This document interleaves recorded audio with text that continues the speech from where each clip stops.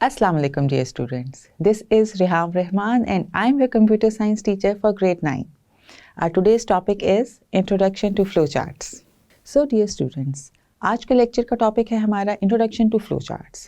But आज का topic discuss करने से पहले let's have a quick recap of our previous lecture. Last lecture में हमने डिस्कस किए थे 3 steps of problem solving जो कि थे planning a solution, defining a candidate solution and then selecting the best solution. Planning का सोल्यूशन में हमने देखा था कि देयर आर 4 स्ट्रैटेजीज जिनमें से हम यूज़ करते हैं कोई एक फॉर प्लानिंग. सबसे पहली थी डिवाइड एंड कंकर. डिवाइड एंड कंकर में हम अपनी कॉम्प्लेक्स प्रॉब्लम को सब स्मॉलर प्रॉब्लम्स में डिवाइड करते हैं. Then we conquer them one by one, means हम वन बाय वन उन प्रॉब्लम्स, उन स्मॉलर प्रॉब्लम्स का सोल्यूशन फाइंड आउट करते हैं. And lastly we combine them. हमने जो डिवाइड की थी स्मॉलर प्रॉब्लम्स उनको हम कंबाइन करते हैं, उनके सोल्यूशंस कंबाइन करते हैं ताकि हमारे पास उस कॉम्प्लेक्स प्रॉब्लम का मेन सोल्यूशन आ जाए. The second one was guess, check and improve. इसमें हम सोल्यूशन को गैस करते थे और फिर उसके बाद हम चेक करते हैं कि उसकी करेक्टनेस क्या है, क्या जो हमने सोल्यूशन गैस किया वो प्रॉपर्ली काम कर रहा है कि नहीं कर रहा. और जब अगर वो काम कर रहा है सही तरह से तो हम उसको इम्प्रूव करते हैं. इम्प्रूव करना इज़ अ कंटिन्यूस प्रोसेस जो कि टाइम टू टाइम इम्प्रूवमेंट आती रहती है किसी भी सोल्यूशन के अंदर. Third one was act it out. Act it out में हम डिज़ाइनर्स क्या करते हैं, हम अपनी प्रॉब्लम के जो सोल्यूशन हम स्टेप्स बाय स्टेप देख रहे हैं उसको हम टू डू लिस्ट की फॉर्म में लिख लेते हैं ताकि हमें पता हो ओके ये हमने टास्क करना था, डन. जैसे हम नॉर्मली अपनी टू डू लिस्ट प्रिपेयर करते हैं उसी तरह ही हम एक्ट इट आउट में करते हैं. The last one was prototype, जिसको हम ड्रॉ भी कहते हैं. इसमें आप अपने दिए हुए सजेस्टेड सोल्यूशन को आप उसको पिक्चर की फॉर्म में डिस्प्ले करते हैं. पिक्चर्स क्योंकि ज़्यादा अच्छी तरह से आपको एक अंडरस्टैंडिंग दे देती हैं किसी भी प्रॉब्लम के सोल्यूशन की तरफ. Then we saw what is a candid solution. As the word indicates, candid का मतलब होता है बिला साख्ता. आपके फ़ौरन आपके मुंह से जो चीज़ निकले, फ़ौरन दिमाग में जो चीज़ आ जाए उसको हम कैंडिड कहते हैं. जैसे ही आपके पास कोई प्रॉब्लम आई, सबसे पहले अनप्लान्ड किस्म का जो भी सोल्यूशन आपके पास आ गया, that is a candid solution. कभी कभी वो कैंडिड सॉल्यूशंस भी वर्कआउट कर जाते हैं तो हम वो कैंडिड सॉल्यूशंस को भी डिफाइन करते हैं. And in the last step हमने देखा how to select the best solution. जो भी कैंडिड सॉल्यूशंस थे, जो भी अल्टरनेट सॉल्यूशंस थे, उन सब में से हमने फाइनली बेस्ट सॉल्यूशन को सिलेक्ट करना. तो ये तो हमने किया था अपने प्रीवियस लेक्चर में. Now let's move towards our today's topic, that is introduction to flow charts. Flow charts क्या हैं?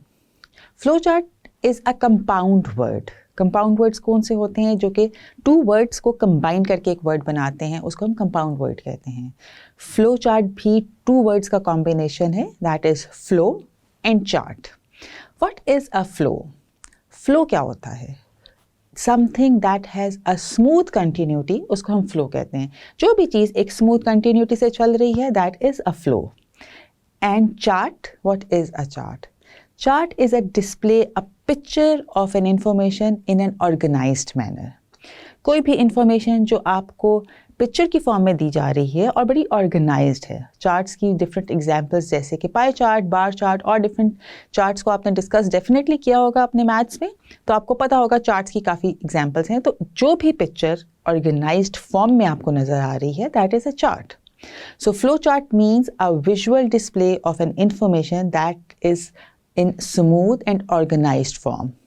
और इससे फ़ायदा क्या होता है? जब एक चीज़ आपके सामने स्मूथली और ऑर्गेनाइज्ड फॉर्म में आपको नज़र आ रही है, आपको उसको समझने में आसानी हो जाती है. जैसे ही आप देखते हैं फ्लो चार्ट को, आपको समझ आ जाती है ओके ये चीज़ ऐसे है, फिर उसके बाद ये है और उसके बाद ये है. फ्लो चार्ट में हम देखते हैं कि फ्लो चार्ट जब हम डेवलप करते हैं उसके लिए हमने कुछ स्पेशल सिंबल्स यूज़ करते हैं हर स्टेज को रिप्रेजेंट करने के लिए. और इन सिंबल्स को हम कनेक्ट करते हैं with the help of arrow. और ये एरो शो कर रहा होता है आपको द सीक्वेंस ऑफ फ्लो, कि चार्ट किस सीक्वेंस में मूव कर रहा है. सिंबल्स को हम डिस्कस करेंगे in details.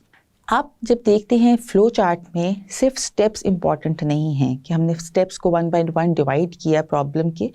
They are also important, but the sequence is very important कि आपने उन स्टेप्स को किस सीक्वेंस में परफॉर्म करना है, दैट इज़ वेरी इंपॉर्टेंट. जैसे कि हम एक एग्जांपल लेते हैं इधर कि you have to wear your socks and shoes. उसको आप 1 by 1 स्टेप्स में कैसे करेंगे? That is a very simple example. सबसे पहले हम स्टार्ट करेंगे, उसके बाद you will take your socks and shoes, then you will wear the socks, फिर आप शूज़ पहनेंगे और आपका प्रोसेस एंड हो जाएगा। अब इसमें हम ये नहीं कर सकते कि सॉक्स पहनने से पहले हम शूज़ पहन लें, obviously it will not work. So always remember, steps तो इम्पॉर्टेंट हैं ही हैं, बट स्टेप्स का सीक्वेंस बहुत इंपॉर्टेंट होता है फ्लो चार्ट के अंदर। अगर आपने सीक्वेंस अप एंड डाउन कर दिया तो फ्लो चार्ट काम नहीं करेगा जैसा कि आप चाह रहे हैं कि वो काम करे। इसलिए steps are important but the sequence is also very important. Now we will discuss the importance of flow chart. Importance क्या है फ्लो चार्ट की आखिर इस प्रॉब्लम सॉल्विंग और जो भी हमारे पास कोई प्रॉब्लम आती है उसका सोल्यूशन रिप्रेजेंट करने में क्या इंपॉर्टेंस है। अगर आपके पास फ्लो चार्ट डेवलप्ड है तो बहुत इजी है आपके लिए समझना कि इस प्रॉब्लम को हमने सॉल्व कैसे करना है। आप नोट कीजिएगा, जब भी कोई चीज़ आपके सामने ग्राफिक या पिक्चर की फॉर्म में होती है वो ज़्यादा अच्छे से आपको समझ आती है as compare to a text. Text में समझना थोड़ा मुश्किल लगता है as compare to the picture. आपकी पिक्चर सामने आपको पता है कि ओके ये सीक्वेंस है, ये सारी प्रॉब्लम है, इसके सोल्यूशन की तरफ हम ऐसे मूव कर रहे हैं। आपको कम टाइम में ज़्यादा बेहतर तरीके से चीज़ समझ आ जाती है। और secondly, if the flow chart is there, आपको पता है कि आपने किन स्टेप्स के थ्रू उस सोल्यूशन पर जाना है। अगर कोई स्टेप मिस हो गया है तो आप लोग फ़ौरन फिगर आउट कर सकते हैं कि ओह ये स्टेप तो हमने परफॉर्म ही नहीं किया। तो प्रॉब्लम यहाँ पर आई कि हमने ये स्टेप मिस कर दिया। आपके पास पूरा सीक्वेंस होता है स्टेप्स का, जिसको देखकर आप फिगर आउट भी कर सकते हैं कि कहाँ पे क्या चीज़ नहीं काम की। अगर कोई आपका जो सोल्यूशन आपने प्रेडिक्ट किया हुआ है वो वैसा काम नहीं किया तो क्यों नहीं किया, किस स्टेप में प्रॉब्लम आई, ये भी आप फिगर आउट कर सकते हैं। और सबसे बड़ी बात, अगर ये फ्लो चार्ट आप किसी को दिखाएंगे, किसी और को जिसने वो सोल्यूशन डेवलप नहीं किया, तब भी उसको समझ आ जाएगी कि okay the problem is this और उसके सोल्यूशन की तरफ हम स्टेप बाय स्टेप कैसे मूव कर रहे हैं। तो सिर्फ आपके लिए नहीं, किसी और के लिए भी बहुत आसानी से वो समझ सकेगा इस बात को कि ये हैं स्टेप्स और वन बाय वन किस स्टेप्स के थ्रू हम गुजर के एक सोल्यूशन की तरफ जा रहे हैं। This is why flow chart बहुत इंपॉर्टेंट है आपको कंप्यूटर में प्रॉब्लम सॉल्विंग के लिए, ताकि आप फिगर आउट कर सकें कि किस सीक्वेंस में हमने जाना है।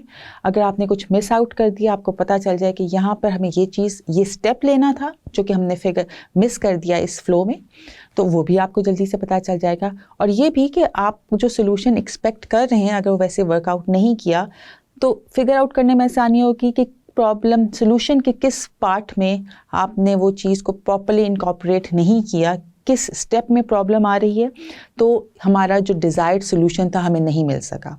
That's why flow charts are very important. हमने देख लिया कि इंपॉर्टेंस क्या है फ्लो चार्ट की प्रॉब्लम सॉल्विंग में। अब हम चलते हैं रिक्वायरमेंट्स, जो हमें रिक्वायर्ड होती हैं चीज़ें फ्लो चार्ट के लिए। सबसे पहले हमें रिक्वायर्ड है इनपुट, देन हम करते हैं processing, then we have next step is decision making and lastly the output. ये 4 रिक्वायरमेंट्स हैं फ्लो चार्ट की। What is input? इनपुट हम पहले भी डिस्कस कर चुके हैं। Input is the data that user enters.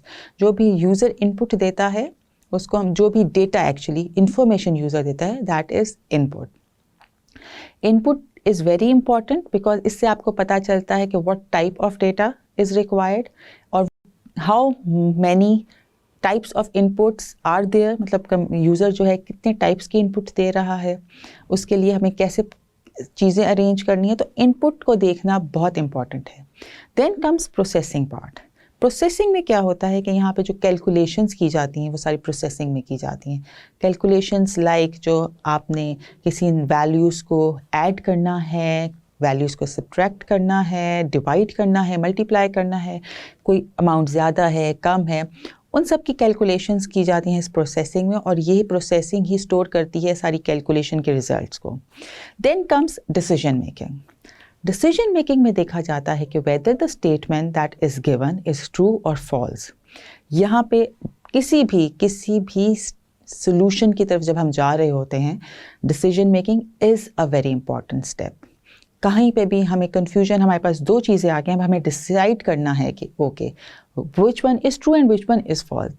ये सबसे इम्पॉर्टेंट स्टेप होता है किसी भी सोल्यूशन की तरफ जाने के लिए, decision making. Then lastly we have output, जो भी इनपुट आई उस पर जो भी प्रोसेसिंग हुई और उसके अकॉर्डिंग जो भी डिसीजन मेक किया गया उसको यूज़र के लिए हम आउटपुट दे देते हैं, आउटपुट डिस्प्ले कर देते हैं यूज़र को कि ये है आउटपुट। सो ये 4 रिक्वायरमेंट्स हमें रिक्वायर्ड हैं फ्लो चार्ट के लिए, input, processing, decision making and output. ये जो हमने रिक्वायरमेंट डिस्कस की, ये आपको हम पिक्चर भी दिखा रहे हैं, इसमें आप देख सकते हैं कि इनपुट आई, यूज़र ने इनपुट की डेटा जो भी उसको चाहिए था, जिसके पे उसको चाह रहा है कि वो वर्किंग की जाए, वो डेटा इनपुट हुआ। उसके बाद प्रोसेसिंग ने अपना प्रोसेसिंग वाला काम किया कि उस पर जो भी प्रोसेसिंग थी, कैलकुलेशंस थी, कुछ अप एंड डाउन था, वो हुआ। और प्रोसेसिंग के पार्ट के साथ ही वहाँ पे डिसीजन मेकिंग हुई कि ओके ये स्टेटमेंट मेरे पास आ गई, ये ठीक है कि गलत है, क्या हुआ, और वो सब पार्ट करके प्रोसेसिंग वाला हिस्सा गुजरा। And then comes the output. Output हमारे पास आ गई कि ये आपकी जो इनपुट थी उस पर जो भी एक्शन रिक्वायर्ड थे आपको, processor has done that, decision making हो गई, now this is the output.